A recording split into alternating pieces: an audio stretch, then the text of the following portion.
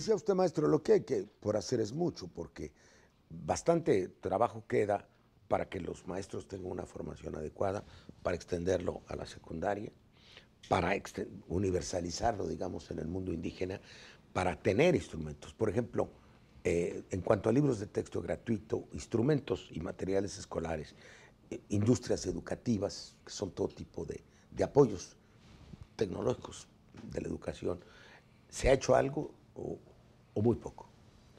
Bueno, yo creo que ese tema entra en el capítulo de los aportes más significativos que ha hecho el Estado mexicano para crear una infraestructura adecuada.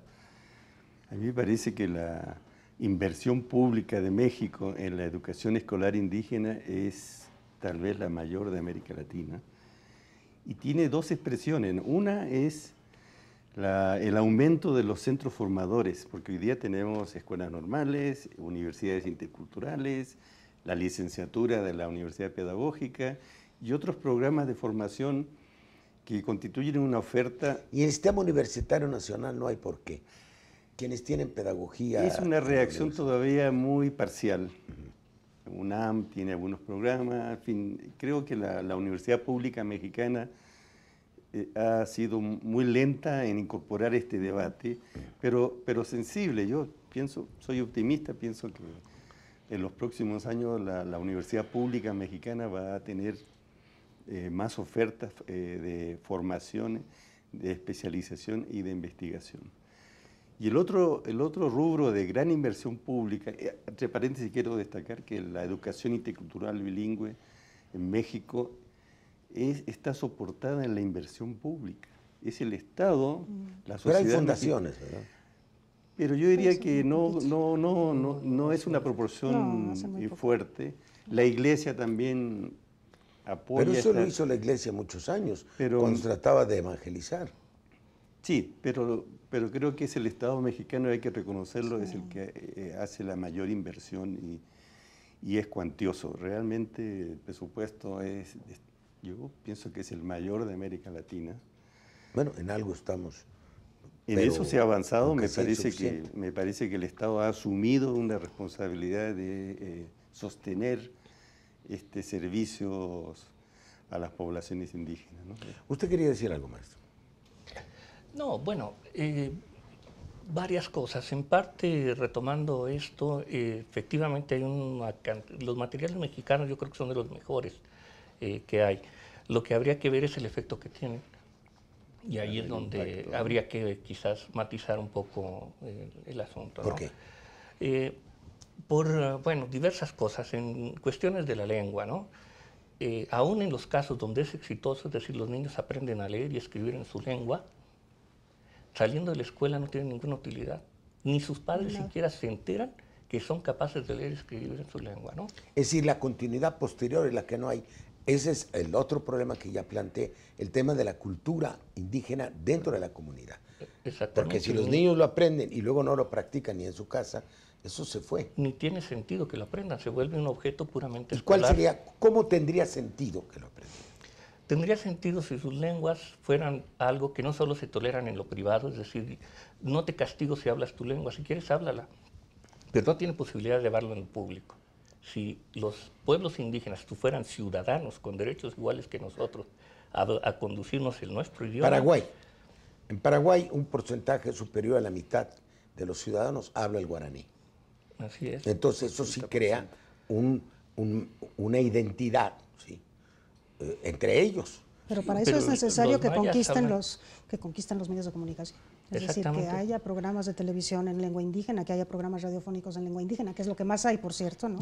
Pero que haya periódicos, difusión escrita, que haya, sí, que ellos sean autores y entonces haya que leer. La reforma de los medios de comunicación que hemos planteado implica no solo su democratización, sino el equilibrio entre lo público y lo privado, entre lo social y lo comercial, entre lo universitario, lo comunitario y también la lucha contra el racismo en los medios de comunicación, porque no hay nada más racista que los medios de comunicación, ¿no? O sea, el mexicano que se entera de las noticias por los medios de comunicación no se entera de que México es un país pluricultural, a donde hay 10 millones de indígenas, que México es el país más indígena de América Latina. Eso no se ve en ningún medio de comunicación. Cuando salen los indígenas, salen como objeto de burla y de denigración. ¿no? Y bueno, si no tenemos como Estado la capacidad de luchar contra eso, me parece que... ¿Cuántas telenovelas de vida indígena hay? Ninguna. No, es decir, no es un modo de vida no es. aceptarlo en México. No es. Tienen que salir las niñas, las Barbies, ¿no? ¿Sí? Y los amoríos occidentales. ¿No sería parte fundamental de una reforma de los medios en México la revelación de las culturas indígenas en la televisión? Y para eso tienen que estar los indígenas presentes en los medios también. O sea, ellos tienen que tener parte de la autoría de lo que se dice en los medios, ¿no? Curiosamente, la presencia de personalidades afroamericanas, que se hizo incluso al principio por razones comerciales en los Estados Unidos, ¿no? Pues tiene que ver con el fenómeno Obama. Hace años que vemos programas de afroamericanos, pues nada más los negros, como les llaman aquí, y siempre, casi siempre en las películas, no solamente del lado de los malos, sino del lado de los buenos. Ha habido, de todas maneras, por razones comerciales o por razones políticas, una aparición de las personalidades, ¿no?, occidentalizadas, si quiere, de los afroamericanos. Ahora, ¿cómo serviría estos instrumentos para combatir racismo y desigualdad?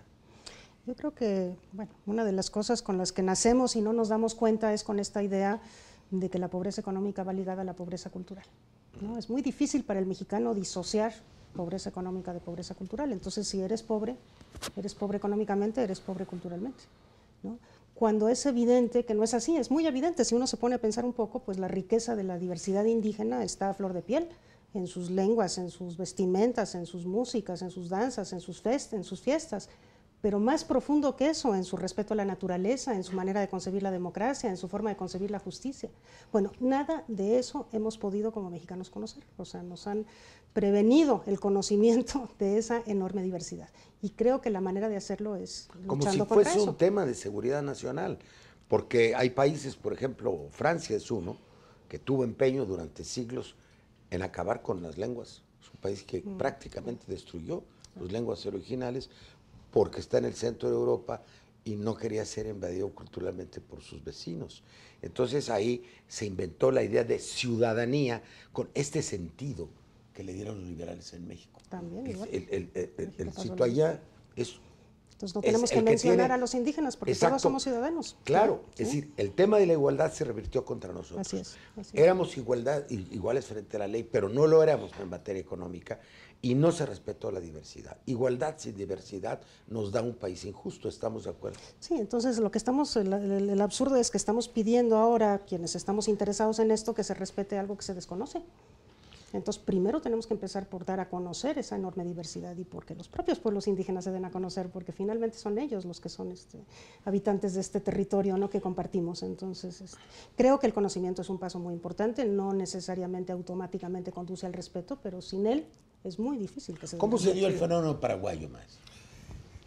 Justamente quería mencionar que Paraguay es el único país latinoamericano que tiene un fenómeno de bilingüismo nacional generalizado. ¿Es 50-60% o más? El mayor, casi del 85%. Yo sabía eso, pero hace poco me dijeron que era. En ese porcentaje todavía, es que al guaraní le pasó que se convirtió en una lengua nacional urbana. ¿Cómo?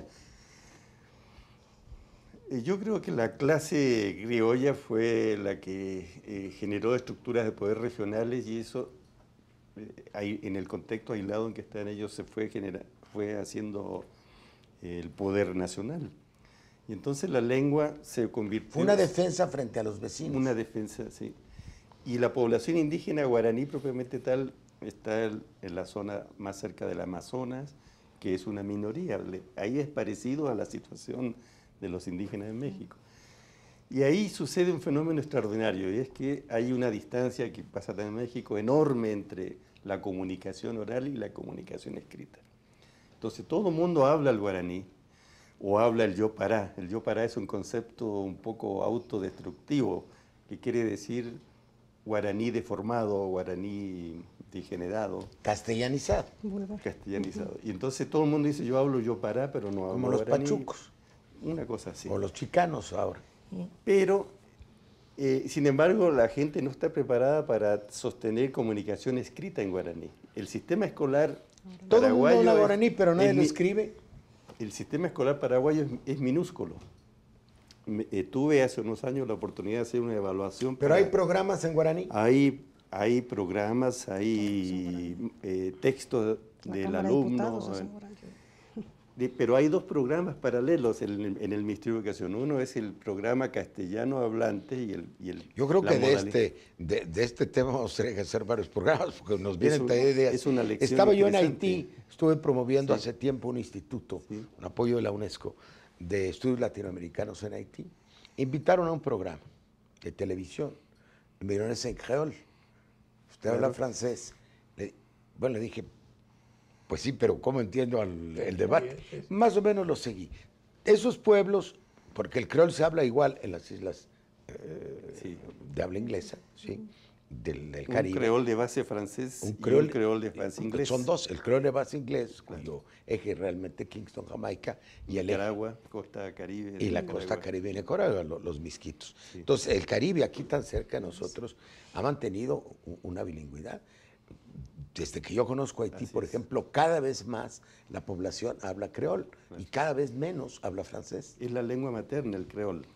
Sin embargo, por el poco prestigio que tiene, los ciudadanos preferían decir que mi lengua materna es francés.